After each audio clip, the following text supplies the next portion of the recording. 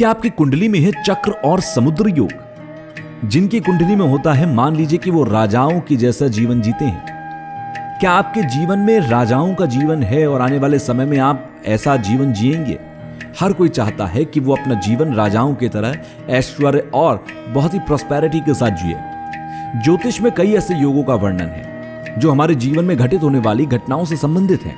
ज्योतिष शास्त्र के अनुसार कुंडली में चक्र और समुद्र योग का होना शुभ होता है। दोनों योग का संबंध धन से है। यह योग व्यक्ति के जीवन में कई बदलाव लाते हैं। कुंडली में चक्र और समुद्र योग होने के क्या क्या फायदे हो सकते हैं? कुंडली में सभी ग्रह विषम स्थिति में होने पर चक्र योग बन जाता है, क्योंकि कुंडली में 1, 3, 5, 7, 9 और 11 विषम स्थितियां हैं। जब सभी ग्रह एक स्थान पर होते हैं तो चक्र योग बनता है।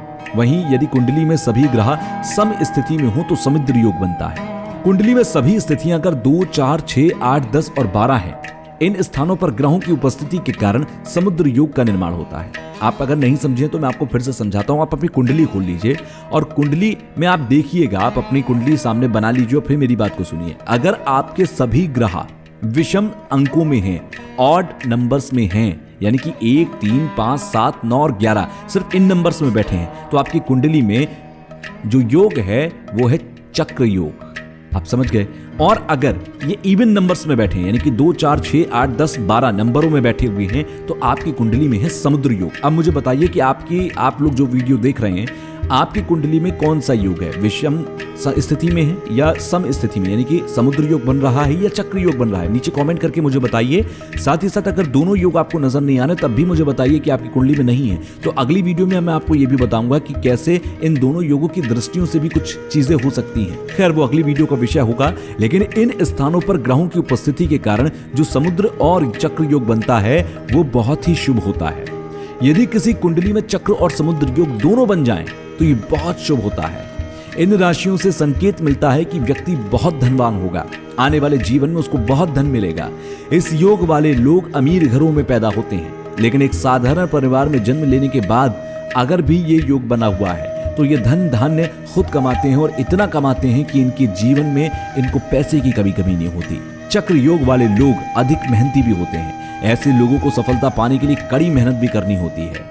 समुद्र योग में जन्म लेने वाले लोग राजाओं की तरह जीते हैं। उनके पास धन की कोई कमी नहीं होती। ऐसे लोग काम में पानी की तरह पैसे का इस्तेमाल करते हैं।